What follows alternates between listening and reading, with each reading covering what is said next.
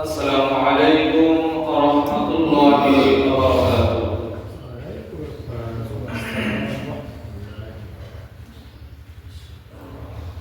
الحمد لله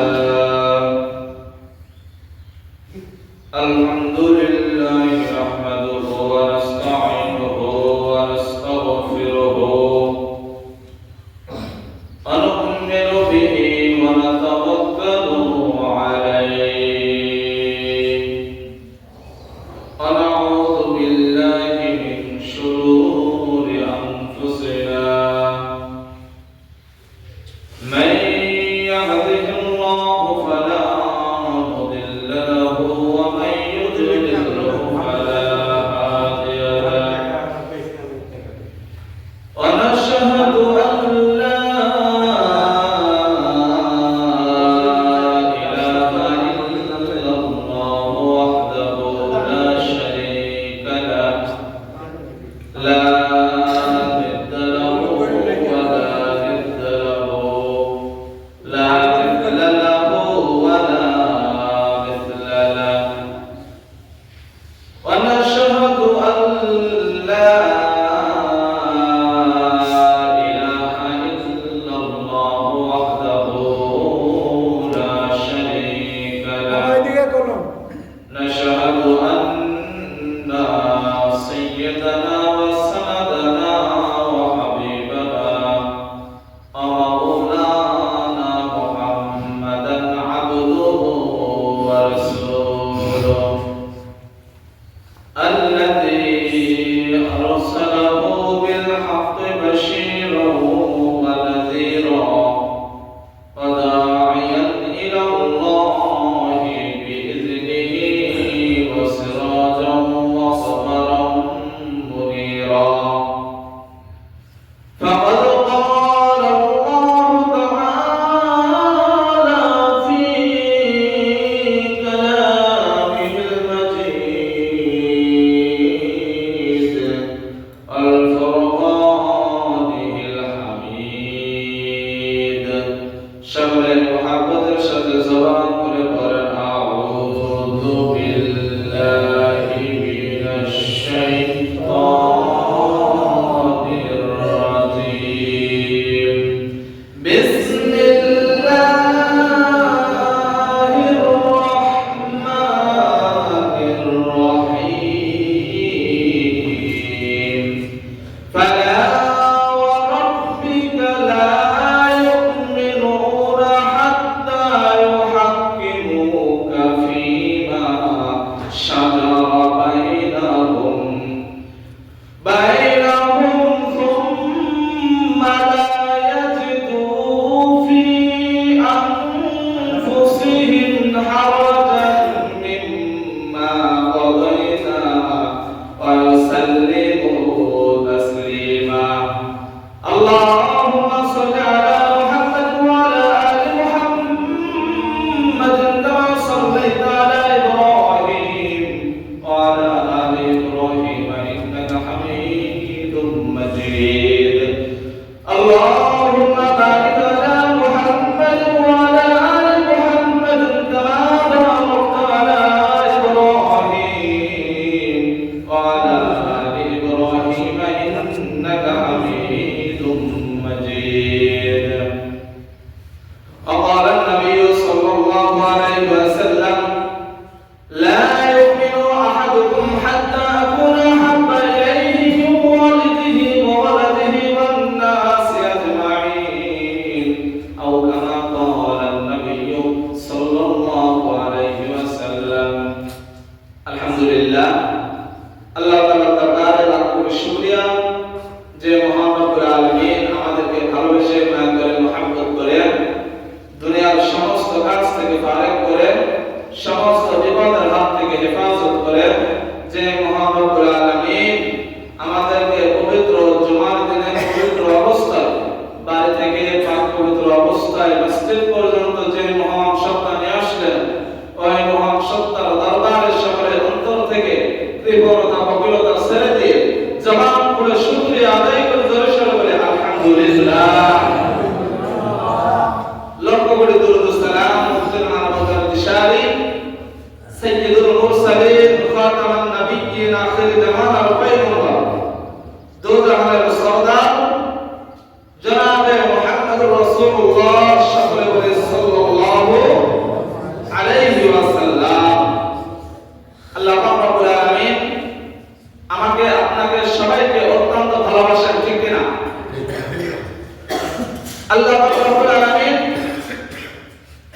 সবাইকে একই রকম নিয়ামত দ্বারা ভালোবাসে, ঠিক কিনা?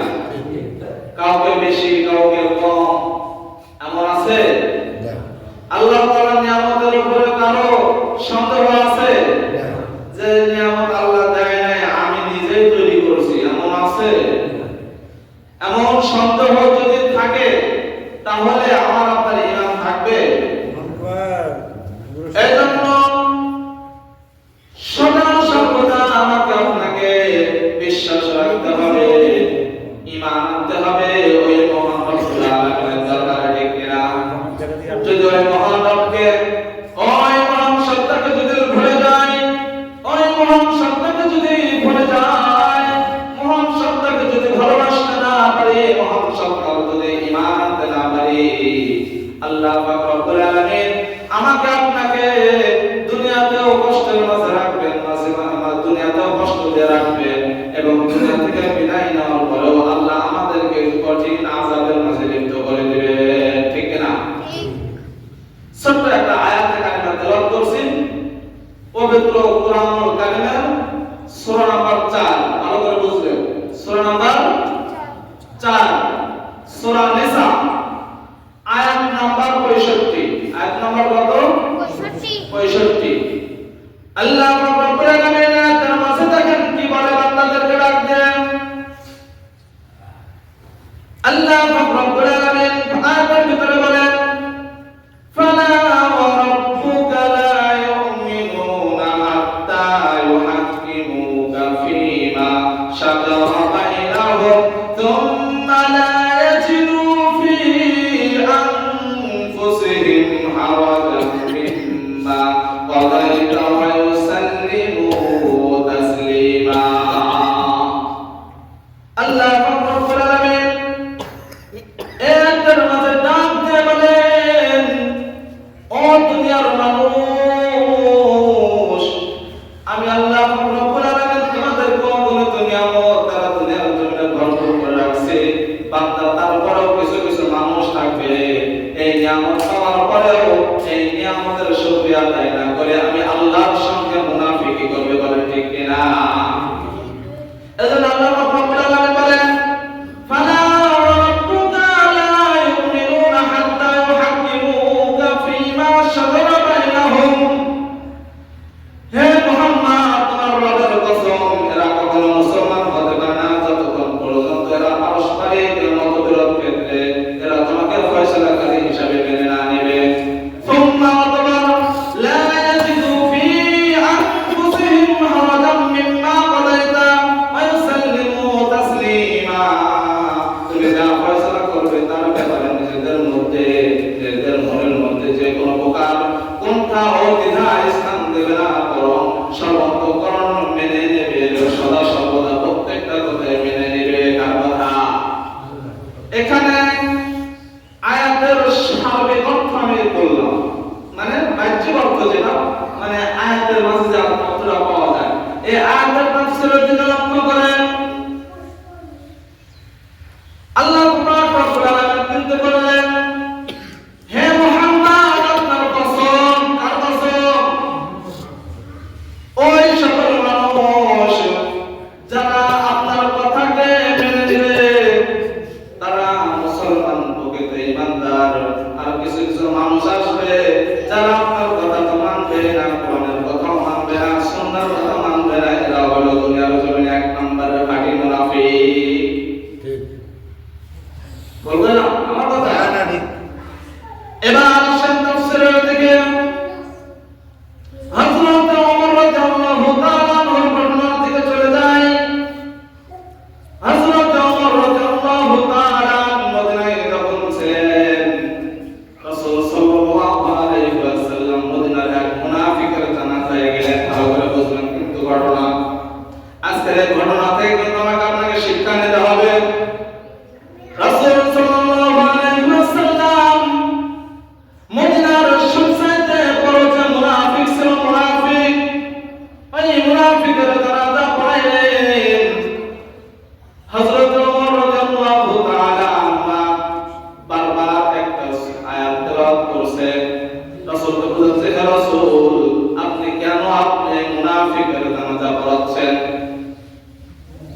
রাসূল সাল্লাল্লাহু আলাইহি ওয়াসাল্লাম যখন দেখলেন ওমর বারবার একই আয়াত বারবার রিপিট করছে, বারবার পড়ছে, বিশ্বনবী ওমরকে ডাকতে বলে, ওমর,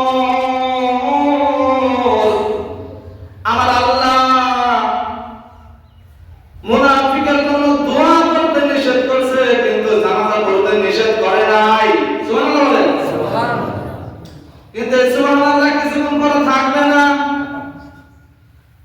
কেমন করে ভালো করে বুঝে আসে, বুঝেন, বিশ্বনবী এই কথা বলে ওই মুনাফিকের জানাজা পড়াইলেন। জানাজা পড়ানোর পরে দেখেন সমস্ত মানুষ যখন কবরস্থানে লাশ নিয়ে চলে যায়, বিশ্বনবী তাদের সঙ্গে আস্তে আস্তে কবরের দিকে রওনা দিলেন। ওমরের অত্যন্ত রাগ হচ্ছে নবীর উপরে। রাসূল জানেন মুনাফিকের জন্য দোয়া একবার নয়, দুইবার নয়, আল্লাহ কোরআনের মাঝে বলছেন 70 বার যদি দোয়া করে, আমার রাসূলও যদি দোয়া করে তার দোয়া কবুল হবে না।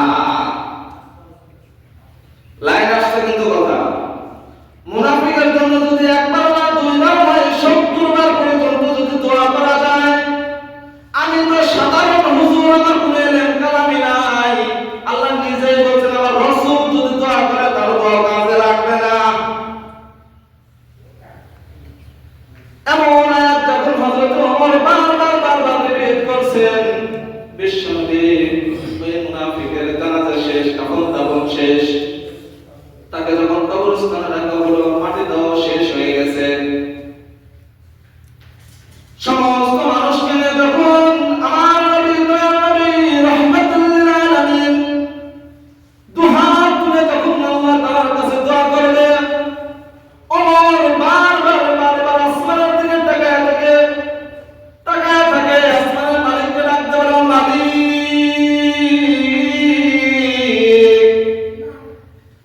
আপনার নবী আগে যেন কোরআনের আয়াত নাযিল হয় নাই, মুনাফিকের কোনো জানাজা পড়ানো যাবে না। আপনার হাবিব, আপনার বন্ধু মুনাফিকের জানাজা পড়িয়েছে, আমার সহ্য হয় না। কিন্তু অনেক আগে হইতে পূর্বে কোরআনের আয়াত নাযিল হয়ে গেছে, কোন মুনাফিকের জন্য একবার নয়, দুইবার নয়, 70 বার পর্যন্ত যদি দোয়া করা যায়, আমার রাসূল যদি হাত করে দোয়া করে, আমি আল্লাহ ওই দোয়াকে ফেরাই দেব, কবুল করব না। কিন্তু দেখেন আপনার বন্ধু, আপনার হাবিব, আপনার ওই মুনাফিকের জন্য দেখেন হাত করে দোয়া করছে। আসমানের দিকে তাকায় কথাটা ভাবতে দেরি, আমার আল্লাহ সঙ্গে সঙ্গে জিবরাইল আমিনকে পাঠিয়ে দিলেন। সুবহানাল্লাহ। জিবরাইল আমিন মুহাম্মদ সাল্লাল্লাহু আলাইহি ওয়াসাল্লামের কাছে এসে বলেন, হাবিব, হাতটা নামান। বলে কেন? বলে দোয়া পরে করবেন, আল্লাহ কোরআনের আয়াত নাযিল করেছেন। আল্লাহ পাক রব্বুল আলামিন কোরআনুল কারীম থেকে আয়াত নাযিল করে দিলেন, বিশ্বনবীকে জানিয়ে দিলেন, নবী, ইতিপূর্বে আয়াত নাযিল হয়েছে, কোন মুনাফিকের জন্য আপনি দোয়া করতে পারবেন না, দোয়া করলেও কবুল হবে না, কাজে লাগবে না। কিন্তু আমার আল্লাহ আজকে যে আয়াতটা নাযিল করেছে সেটা হচ্ছে কিয়ামত পর্যন্ত আপনি দুনিয়ার জমিনে যতদিন থাকবেন ততদিন পর্যন্ত কোন মুনাফিকের জানাজা পর্যন্ত পড়াইতে পারবেন না। বুঝাইছে তো? প্রথমে সুবহানাল্লাহ সাল্লাল্লাহু কি আসলো? নাউযুবিল্লাহ না? তো বাড়ি যাই কবে? তাহলে ভালো করে বুঝবেন। কিন্তু এখন প্রশ্ন আসছে, নবী নাই, তাহলে এই মুনাফিকের জানাজা এখন নিশ্চয় পড়া যাবে না। আমার আল্লাহ পাক রব্বুল আলামিন ডাকতে বলেন, আল্লাহ মাওলানা ওয়ারাসাতুল আম্বিয়া, রাসূলগণ যখন দুনিয়ার জমিন থেকে চলে যাবে, রাসূলের কিছু আদেশ আমার জমিনে থাকবে, ঠিক না? এই রাসূলের কাজগুলো কারা করবে? হক্কানি আলেম যারা, হক্কানি উলামা যারা আমার রাসূলের কাজ করবে তারা। এখন আমার প্রশ্ন হচ্ছে, কোন হক্কানি আলেম যদি কোন মুনাফিকের জানাজা যদি পড়ায়, ওই মুনাফিকের জানাজা পড়ানোর কারণে ওই হক্কানি আলেমের ঈমান আছে না গেছে? কোরআনের ভাষ্য অনুযায়ী ঈমান চলে গেছে।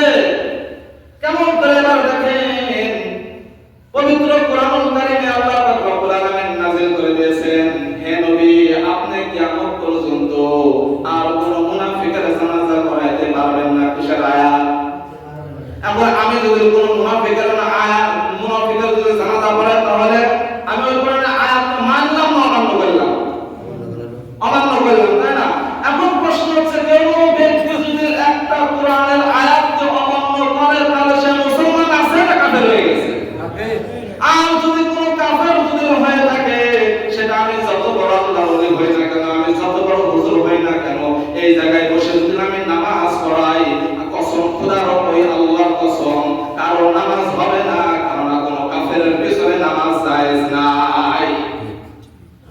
এখন প্রশ্ন হচ্ছে কোন মুনাফিকের জানাজা আমি আপনি পড়তে পারবো কিনা? কোন মুনাফিকের জানাজা করবে? কোন মুনাফিকের জানাজা করা যাবে না। মুনাফিকরা প্রত্যেকটা উদাহরণ দেয়।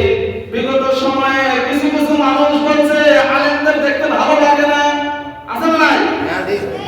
বলে বাংলার প্রান্তে প্রান্তে এখানে ওখানে ব্যাঙের ছাতার মতন মাদ্রাসা বাজাইছে, এমন কথা বলছে না?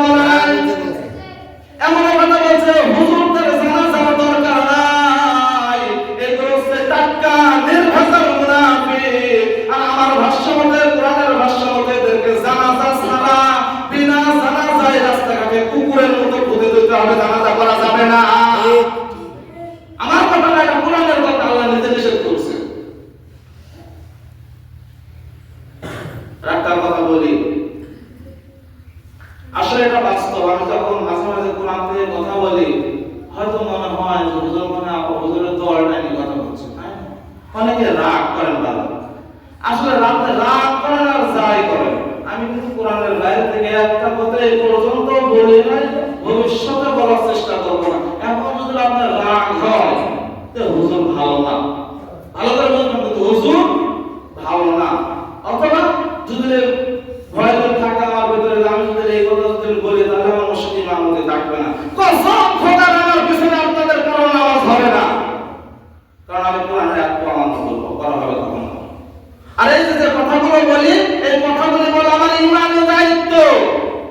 কারণ রাসূল সাল্লাল্লাহু আলাইহি ওয়াসাল্লাম হাদিস শরীফের মাঝে ডাকতে বলেন, আল মুসলিমু আখুল মুসলিম, প্রত্যেকটা মুসলমান মুসলমানের ভাই, প্রত্যেকটা মুসলমান মুসলমানের ভাই। অথবা কোরআনের কালিমার দিকে লক্ষ্য করে দেখেন, আল্লাহ পাক রব্বুল আলামিন কোরআনের মাঝে ডাকতে পারেন, ইয়া আইয়ুহাল্লাযীনা আমানু কুনু আনফুসাকুম ওয়া আহলিকুম নারা। ও দুনিয়ার মানুষ, দুনিয়ার ইমানদার, তোমরা দুনিয়ার জমিন থেকে নিজে জাহান্নামের আগুন থেকে বাঁচো, এবং তোমাদের আশেপাশে তোমাদের যারা আছে, চিনা পরিচয় আত্মীয় স্বজন পরিবার পরিবর্গ যারা আছে, তাদেরকেও তুমি জাহান্নামের আগুন থেকে বাঁচাও। এই আয়াতের দিকে লক্ষ্য করলে বোঝা যায় আপনারা আমার সবাই আমার একটা পরিবারের অংশ, ঠিক কিনা? আর আমি যদি এই ঈমানের কথাগুলো যদি না বলি, কাল কিয়ামতের ময়দানে হিসাব আপনার দেওয়া লাগবে না, দিতে হবে আমার। এখন রাগ করলে আমার বলতে হবে, এটা মানে না দেবে।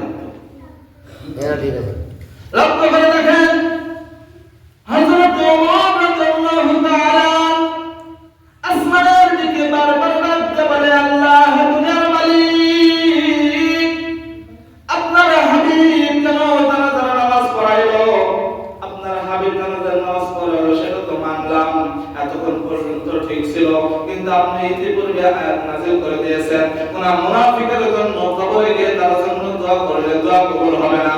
দেখেন আপনার রাসূল কিন্তু কবরের পাশে গিয়ে ওই বিশ্ববিখ্যাত বিশ্বনন্দিত মুনাফিকের জন্য হাত তুলে দেখেন দোয়া করেছে। সঙ্গে সঙ্গে আমার আল্লাহ পাক রব্বুল আলামিন জিবরাইল আমিনকে পাঠিয়ে দিলেন, জিবরাইল যাও আমার বন্ধুর হাত খানাকে নিচে নামায় দাও। সুবহানাল্লাহ। বিশ্বনবীর কাছে আসে ডাকতে বলেন, জিবরাইল আমিন হাবিব, আপনার হাত খানাকে নিচে নামান, আমার আল্লাহর অর্ডার। কার অর্ডার? আল্লাহ পাক রব্বুল আলামিন কোরআনুল কারীম থেকে একটা আয়াত নাযিল করে দিলেন। আল্লাহ পাক রব্বুল আলামিন জানিয়ে দিলেন, ও আমার বন্ধু, ওমর যে সিদ্ধান্তটা নিয়েছে, এই সিদ্ধান্তটা আমি আল্লাহর দরবারে সবচেয়ে বেশি পছন্দ হয়ে গেছে। শুধু এই জায়গায় নয়, পবিত্র কোরআন, পবিত্র কালামুল্লাহ শরীফের মাঝে এক জায়গায় নয়, দুই জায়গায় নয়, 21 জায়গায় হযরত ওমর রাদিয়াল্লাহু তাআলা আনহুর রাগের উপরে, মিজাজের উপরে কোরআন নাযিল হয়েছে। বলেন সুবহানাল্লাহ। কয় জায়গায় কোরআন নাযিল হয়েছে? মানে ওমরের সিদ্ধান্তটাই সঠিক, এরকম মানে নির্দেশে 21 জায়গায় পবিত্র কোরআন নাযিল হয়েছে। কয় জায়গায়? 21 জায়গায়। তাহলে ওমরের পাওয়ার কত থেকে সুবহানাল্লাহ করে বুঝলেন?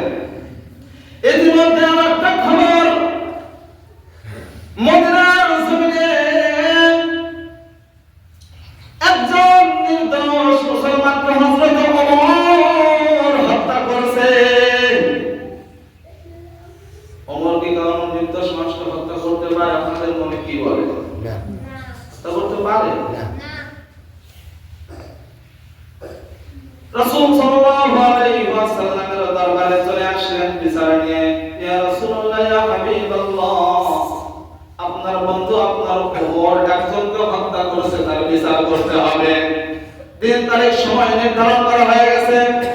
ওমরের বিচার হবে। হত্যার বদলে হত্যা, এটা হচ্ছে কোরআনের আইন। বিশ্বনবী আল্লাহ পাক রব্বুল আলামিনের দরবারে হাত বাড়ায় বলে, আল্লাহ, ওমরকে তোমার দরবার থেকে চেয়ে নিলাম আমি রাসূল, এই ওমরকে আমি কেমন করে আবার কল্লা কাটার হুকুম দিয়ে দেই। ভালো করে বুঝবেন, দিন তারিখ সময় নির্ধারণ হয়ে গেছে। পবিত্র জুমার দিন, জুমার নামাজ পড়ে হযরত ওমরের যখন কল্লা কতল করা হবে, আল্লাহ পাক রব্বুল আলামিন সঙ্গে সঙ্গে জিবরাইল আমিনকে পাঠায় দিলেন। জিবরাইল, যাও যাও যাও, আমার বন্ধুকে বলো, আমার বন্ধুকে বলো, হযরতে ওমর ফারুক রাদিয়াল্লাহু তাআলা আনহুর জন্য যে আপনি বিচার করেছেন, এটা বিচার আপনি সঠিক করেছেন না, কারণ আমি আল্লাহ যা দেখি আপনি রাসূল সেটা দেখেন না। কথা ঠিক না ঠিক? এই আয়াতের দ্বারা বোঝা যায়, এই ঘটনার দ্বারা বোঝা যায় আমার রাসূল গায়েব জানে কি জানে না? জানে। কোনে ভাই জানে? যে রাসূল গায়েব জানতো, তাহলে আমার আল্লাহ যেটা জানতো, রাসূল সেটা জানতো। তাহলে আল্লাহ কেন বললেন যে হে আমার বন্ধু হাবিব, আমি আল্লাহ যা জানি তুমি তা জানো না? ওমরকে ডাকতে বললেন, ওমর, তুমি একটু শান্ত হয়ে বসো। গোটা মদিনার বুকে কান্নার রোল পড়ে গেছে। ওমরকে হত্যা করা হবে। আমার আল্লাহ পাক রব্বুল আলামিন জিবরাইল আমিনকে পাঠিয়ে দিয়েছেন। জিবরাইল, যাও যাও যাও, আমার বন্ধু যে বিচারটা করছে, কোরআন সম্মত বিচার যদি উভা করে, তাহলে হয়তো ওমরের গলা কাটা পড়ে যাবে।